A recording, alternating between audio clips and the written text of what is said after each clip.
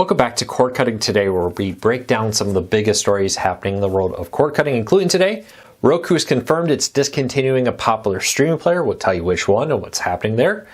Also, Disney's asking a judge to throw out a wrongful death lawsuit because of a Disney Plus subscription. We'll tell you what's happening. And the FCC is continuing to crack down on robocalls. There's a new scam targeting cord cutters I want to warn you about that I just became aware of. These stories and a whole lot more coming up in a quick second. First though, if you're new here, do me a favor, hit that subscribe button, hit that thumbs up, let YouTube know you enjoy what we do here so YouTube recommends our videos to more people, helping us grow, hopefully helping you break free from the high cost of cable TV. If you want to learn more about, again, any of the stories I'm about to talk about, you can find a link to them in the show notes and in the first pinned comment. All right, let's dive into it. Roku has discontinued the Roku Stream Bar Pro. We talked about this yesterday. As we believed it was happening, all the signs were there. Roku has confirmed that that's being discontinued. Now, just because that model is being discontinued, there are other models they sell. Maybe a new one is going to come. But if you were looking at getting the Roku Stream Bar Pro, you may want to hurry. This is their high-end soundbar and built-in Roku stream player. It's still for sale at a few places. Last I checked at the time of this recording, on Amazon still, actually at the same price as the standard stream bar. If you can get it, it's not a bad one. What they release, here's the thing when you buy anything, what they release tomorrow or next week or next month, it's hard to say. I would be expecting, though, some new devices from Roku this year. After last year not rolling out any new devices, Roku is always looking at their lineup. I'm sure Roku, like many businesses, is saying, is this product worth it? Are enough people buying it to justify the cost? So Roku may sit there and look at it and say, probably not, to be honest with you. So with that, we'll take a look at it all and let me know. Are you a Roku soundbar user, either the Pro or the Standard? Do you like them? These soundbars are basically connect to your TV, but inside the soundbar is not just the way to give you better quality sound. And honestly, the small speakers on TV, because as TV manufacturers try to get smaller, one of the things they're sacrificing is the sound built into the TV. Well, these stream players also have a Roku built in, so it's all one device connected to your TV, and you're off. Leave me a comment, let me know. But one more Roku discontinued. Disney is asking a judge in our next story to throw out a lawsuit for wrongful death because they subscribed to Disney Plus and bought an Epcot ticket.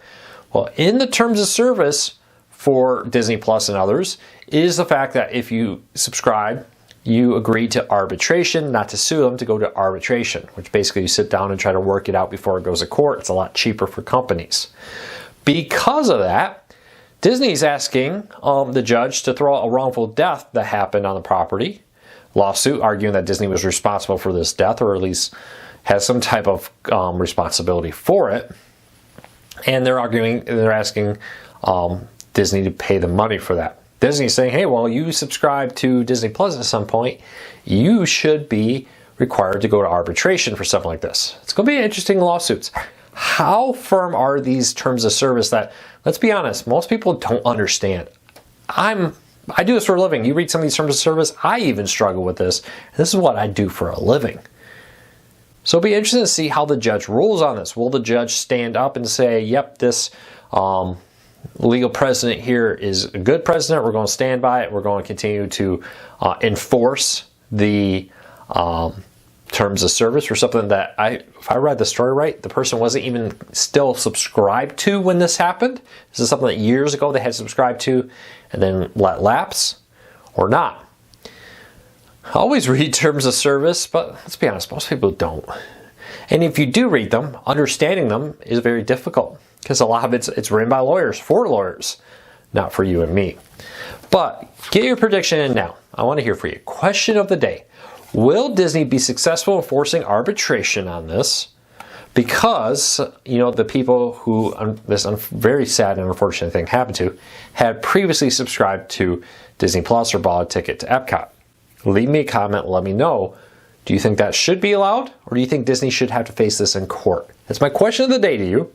Leave me a comment, let me know.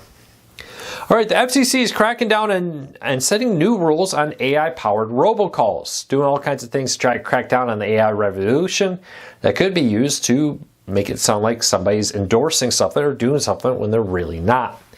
Now, there's a new robocall going around targeting cord cutters and everybody, really.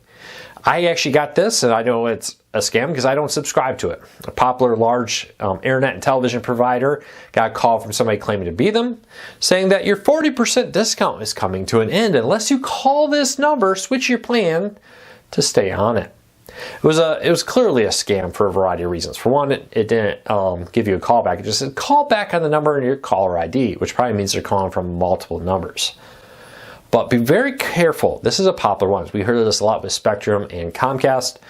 Scammers calling and saying, hey, if you do this or do that, we're going to give you a discount. This one's different a little bit, but the same idea. This one is calling and saying you're about to lose a discount you have, which is going to cost you a lot more money.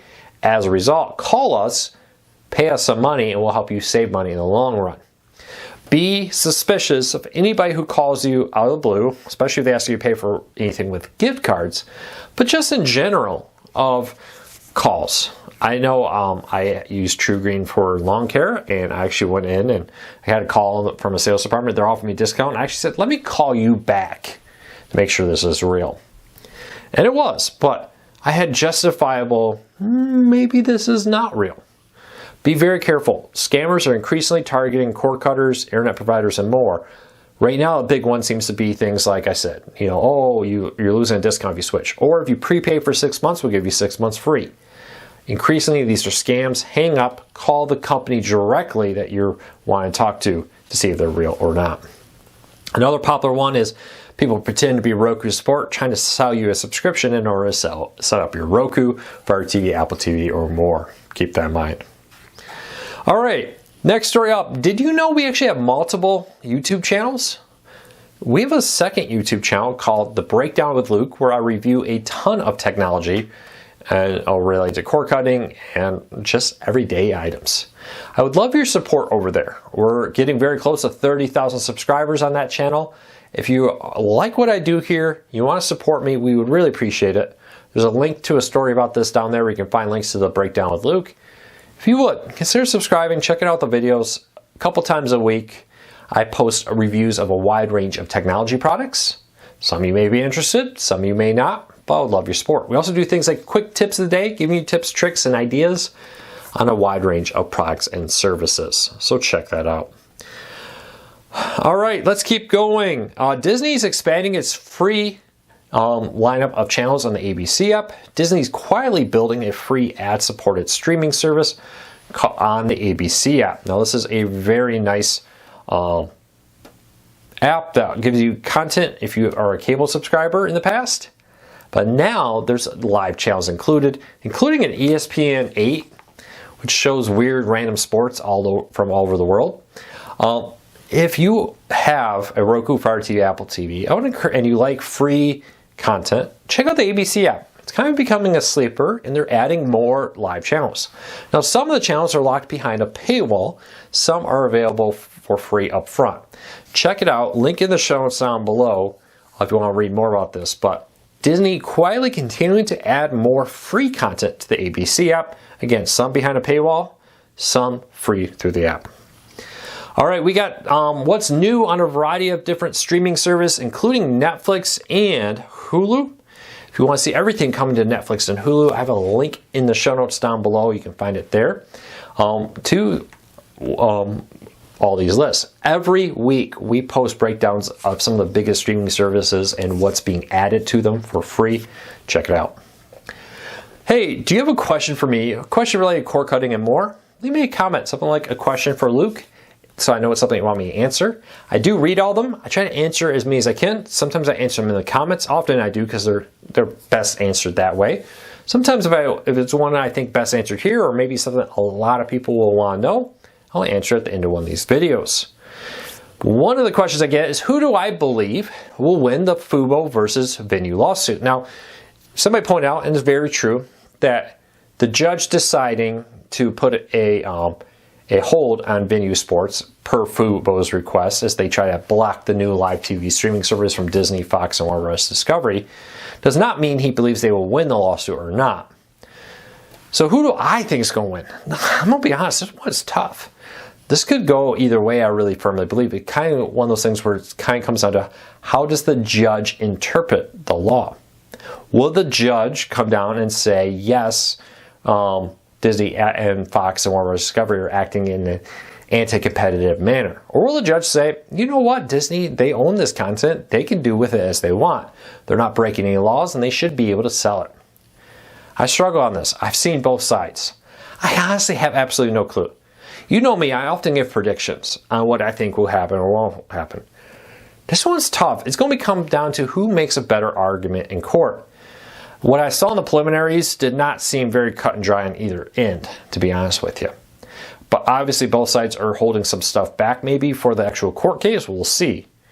I do think Fubo has a case, an argument. I think Disney has a case and an argument. I'm at a loss, so you leave me a comment. You let me know. Who do you think is going to win this case? I have a feeling, though, that this case is going to be dragged out for a very long time. You let me know what you think. Well, that's it for today. I hope you have a fantastic day. I'll be back again tomorrow with another video.